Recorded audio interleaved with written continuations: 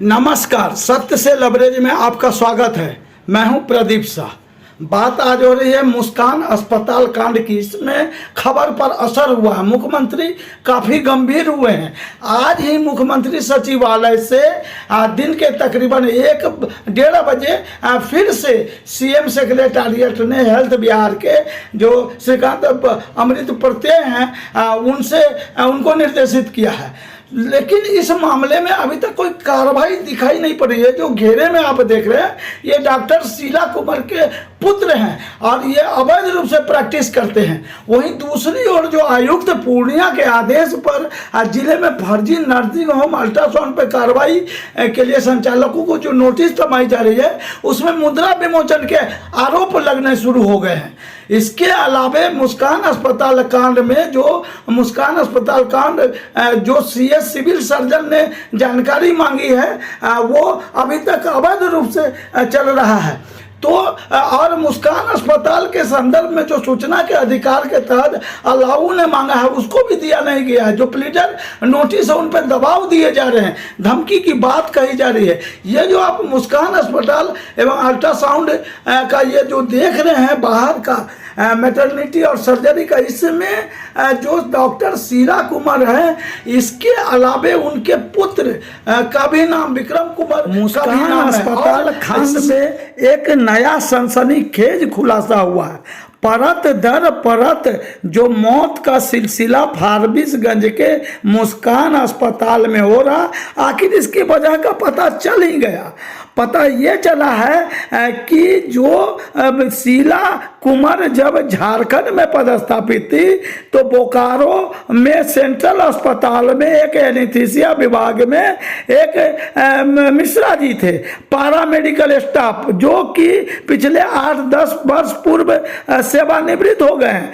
उसी जान पहचान के बाद वो एनेस्थीसिया स्पेशलिस्ट बूढ़े मिश्रा जी बाबा जिसे कहा जाता है, वो इसके साथ शीला कुमार के अस्पताल में आ गई और एनेस्थीसिया का काम करते करते उन्होंने अनुभव के आधार पर सर्जरी का भी काम करना शुरू कर दिया है। और तकरीबन 75 वर्षीय जो मिश्रा जी हैं इन्हीं के द्वारा ऑपरेशन किया जाता है। शीला कुमार के पास एमएस की डिग्री है नहीं, उनके पुत्र जो अभी अध्ययनरत है लेकिन लिख दिए कि एमएस की डिग्री। तो सवाल है कि ऑपरेशन कौन करता है? ऑपरेशन किसी 24 वर्ष से इनके प्रबंधक इनके साथ रहते हैं, मनी नामक एक प्रबंधक अस्पताल के।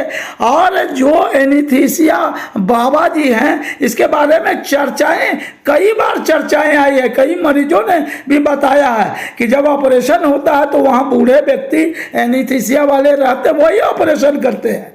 तो सवाल है कि अब वो बूढ़े हो चुके हैं और न तो उनके पास कोई डिग्री है। ये जांच का विषय है कि इन मौतों के पीछे का रहस्य क्या है। रहस्य जो खुलकर जो मरीज के परिजन बताते हैं ऑन द कैमरा, उसके मुताबिक ये बाबा जो है बंगाली बाबा, ये बनारस के आसपास के रहने वाले हैं और ये पिछले 8-10 वर्षों से एनेस्थीसिया देने के कार्य में, हालांकि ये कुछ दिन पूर्व जीवन ज्योति अस्पताल में भी कार्य करते थे।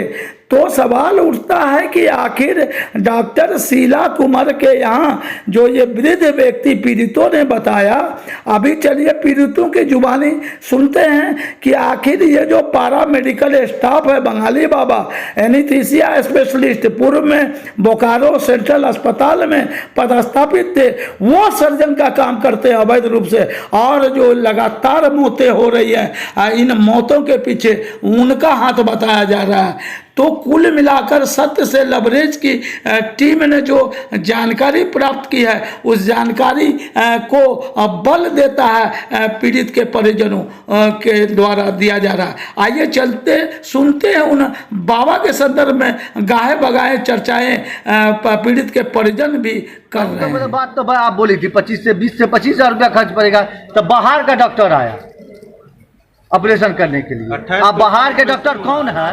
नहीं है। 83 वर्ष के पूर्व वृद्धा इंसान जो है बंगाल का, वही ऑपरेशन करते हैं। जिनको पता चला है कि कोई उनके पास जो है डिग्री नहीं है, न वह सर्जन है, वो एक गलत मामले डिग्री को- है उसके पास सही डिग्री नहीं है, वो सीजर ठीक से नहीं कर रही है। ये किसने तुमसे कहा कि गलत डिग्री है उसके पास? सही डिग्री होता तो हमें ऑपरेशन सक्सेस होता ना। एहने है से मरनी जिनी है इसको अथी डिलीवरी में गरीब इतनी टा बात उ बोल के निकल दिल के। तो हम कहलिए तू तो टका ठकलक घूस लेलक घूस दिलक तोरा तो वही पर तू निकल दिलक जकरा जे बीतले से बीते छी। पेशेंट बॉडी यहाँ लेकर के आया और काफ़ी लोगों को वो लोग बुला लिए और बहुत ज़्यादा शोर शराबा हंगामा गाली गलौज बहुत हमको देना शुरू कर दिए। करीब 3-4 घंटा वो लोग ऐसा ड्रामा किए, लेकिन हमारी तरफ से कोई गलती नहीं हुई है। मुझे जितना भी उसकी तरफ मेहनत करना था पेशेंट के लिए मैंने किया, मेरे स्टाफ भी किए, पूरा हॉस्पिटल हम लोग मिल करके उसकी सेवा किए हैं। उसमें हमारी तरफ से कोई गलती नहीं हुई है। तो जो मिसबिहेव उन्होंने किया तो जो मेडिकल प्रोटेक्ट एक्ट है उसका उपयोग आप लोग क्यों नहीं करते? उसका उपयोग करेंगे ये तो हम सब लोग। कानून है। नहीं, ऐसा है चूंकि कि हम इतने छोटे से जगह में रहते हैं, हम भी यहाँ के लोकल इंसान हैं और मेरा ससुराल है यहाँ, तो यहाँ के सारे लोग मुझे भाभी बोलते हैं। नहीं, वो तमाम बातें हैं, हाँ, लेकिन तो जो वो आप एक जो है सो ना हम बहुत मतलब भावनात्मक रूप से लोगों से जुड़े रहते हैं, पेशेंट से भी जुड़े रहते हैं।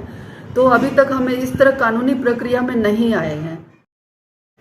अब सवाल उठता है कि सूचना के अधिकार के तहत सिविल सर्जन अररिया से मांगी गई जानकारी भी नहीं दी जा रही है। आखिर क्या कारण है कि इस मामले में मुस्कान अस्पताल मामले में प्लीडर नोटिस दिए जाने के बाद अब अलाउ पे दबाव और धमकी दी जा रही है। इसके अलावे जो जिला पदाधिकारी अररिया ने 3 सदस्यीय जांच दल का गठन किया था उनकी भी रिपोर्ट जा चुकी है, लेकिन कार्रवाई नहीं हो पा रही है। सरकारी अस्पताल की बात अलग है, सरकारी अस्पताल में अलग तरह, फार्मेसी अनुमंडलीय अस्पताल में भी ढेर तरह की शिकायतें आ रही है। तो शिकायत निजी अस्पताल में, सरकारी अस्पताल में सभी तरह अंधा दौड़ है। रुपये कमाने के दौड़ में लोग अंधा दौड़ है। आखिर रुपया ये जा कहाँ रहा, आखिर खाते क्या है लोग? तो सवाल उठता है, ये देखिए आप घेरे में ये डॉक्टर शीला कुमार का पुत्र है जो अभी अध्ययनरत है, लेकिन एमएस की डिग्री।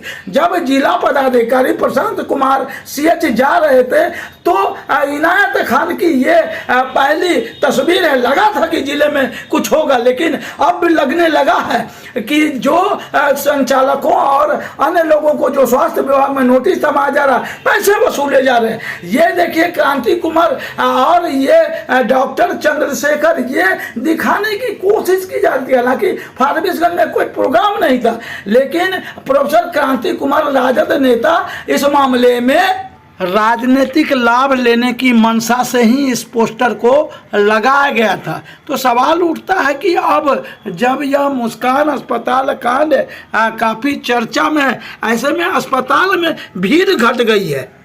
अब एक बात तो तय है कि रेणु माटी में जो भोले भाले लोग हैं वो मुस्कान अस्पताल जैसे अनेक, यह तो महज एक वानगी है।